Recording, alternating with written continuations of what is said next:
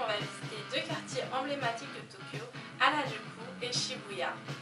Ces deux quartiers sont connus essentiellement pour tout ce qui est mode, mais on va voir qu'il n'y a pas que ça. Premièrement, commençons par Harajuku. Harajuku est connu dans le monde entier pour vraiment la mode vestimentaire originale, c'est-à-dire que les week-ends ou même en semaine, on peut y voir des gens habillés d'une manière vraiment très originale, très extravagante. Et il y a énormément de boutiques de toutes les sortes, de tous les styles, c'est vraiment incroyable, une telle diversité, ça change vraiment de ce qu'on peut voir en France où finalement les boutiques se ressemblent un peu toutes. Il y a aussi pour tous les prix parce qu'au Japon en fait tout ce qui est seconde main c'est quand même assez développé. On peut trouver énormément de boutiques qui vendent du seconde main et en fait ça a vraiment l'air du neuf, c'est en très bon état. Notamment pour les kimonos c'est très pratique parce que c'est beaucoup moins cher que du neuf. Donc à Harajuku vraiment il y a une énorme diversité de styles et de prix et il y a vraiment pour tout le monde en fait. Mais à Harajuku il n'y a pas seulement cette histoire de mode, il y a aussi un sanctuaire, un énorme sanctuaire Shinto, le Meiji Jingu.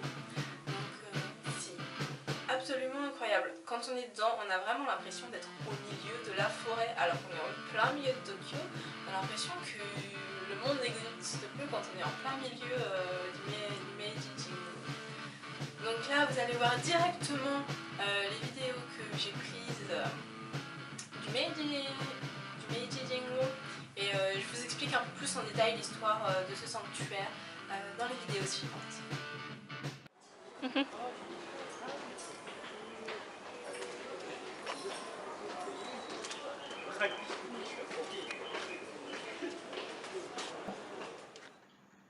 Nous voici au Meiji Jingu, un sanctuaire shintoïste datant des années 1920. C'est un complexe religieux de 70 hectares composé principalement de forêts. Le grand portail à l'entrée, appelé Tori, fait 12 mètres de haut et c'est le plus grand du Japon. Les deux colonnes ont été taillées d'un seul bloc, c'est-à-dire que chaque colonne correspond à un unique tronc d'arbre. Le sanctuaire est dédié aux âmes divines de l'empereur Meiji, mort en 1912, et de sa femme, l'impératrice Shōken, morte en 1914. A noter que le reste se trouve à Kyoto et non dans le sanctuaire.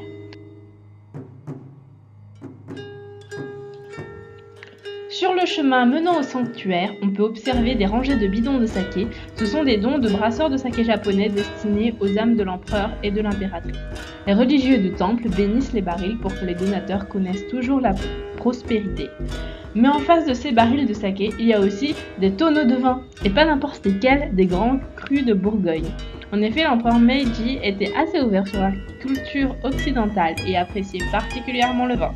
C'est donc dans un esprit d'amitié et de paix que le délégué de la maison de la Bourgogne à Tokyo, M. Yasuhiko Sata, et les vignerons bourguignons ont offert ces tonneaux de vin au sanctuaire.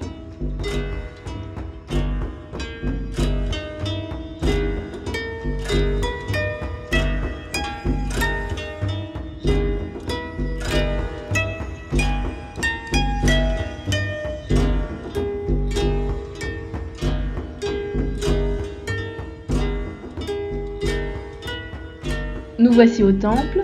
Toujours se purifier avant d'entrer, c'est la règle. Tout comme la forêt alentour, le temple est vraiment grand. Les mariages y sont organisés et beaucoup de Japonais y vont pour faire leurs vœux du nouvel an. Commencé à être construit en 1915, c'est seulement 11 ans plus tard que le sanctuaire a été achevé. Malheureusement, le temple a été détruit durant la Seconde Guerre mondiale, mais une levée de fonds publics a permis de le reconstruire en 1958.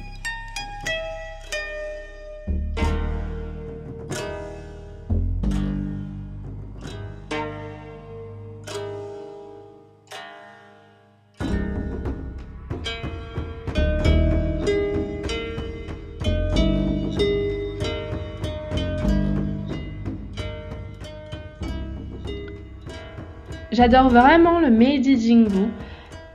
En plein milieu de la forêt, on oublie totalement la mégalopole alentour. C'est incroyable, vraiment. De plus, tous les arbres qu'on y voit, en fait, ont été le don de milliers de Japonais à l'empereur, aux âmes de l'empereur et de l'impératrice. Le sanctuaire est aussi accolé au parc Yoyogi qui fait 54 hectares de superficie. Du coup, les deux ensemble, cela fait 1,27 km² de verdure, soit un petit village de 100 habitants en plein milieu de Tokyo.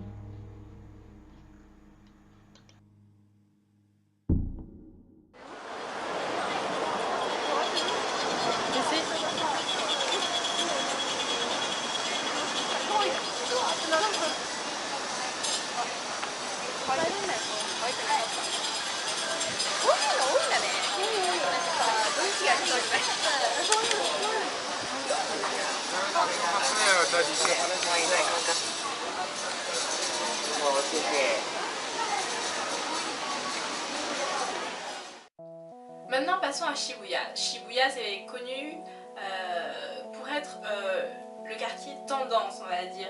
Autant Harajuku c'était original, extravagant, un peu tout et n'importe quoi, autant Shibuya c'est vraiment pour les gens branchés qui veulent être à la mode. Il y a énormément de magasins et notamment la tour Shibuya 109 qui est vraiment très connue pour abriter une multitude de boutiques qui vendent des choses à la pointe de la mode, on va dire.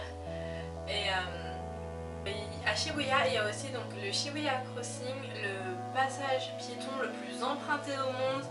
En fait, quand on est arrivé, en fait, moi je m'attendais à un truc vraiment géant, mais en fait c'est pas si grand que ça.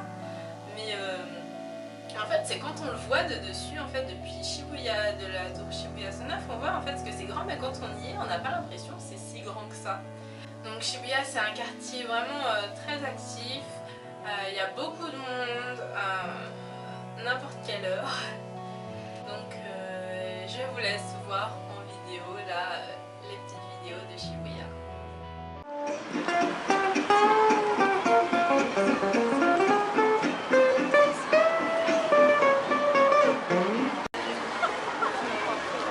Il pleut.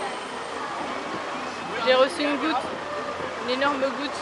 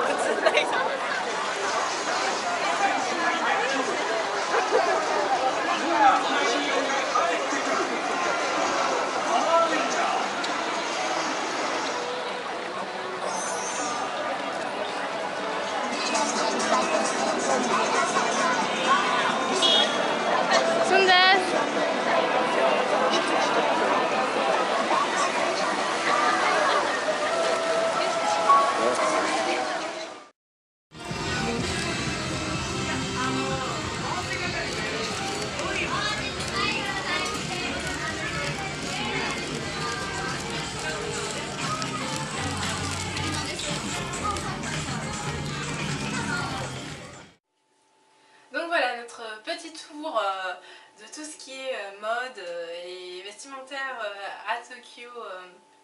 Donc c'est vraiment Harajuku et Shibuya qui sont les quartiers principaux de tout ce qui est mode et vestimentaire. Donc notre petit tour est terminé, j'espère que vous avez aimé cette vidéo. N'hésitez pas à liker, commenter, partager. Et à bientôt pour une nouvelle vidéo et un nouveau quartier de Tokyo.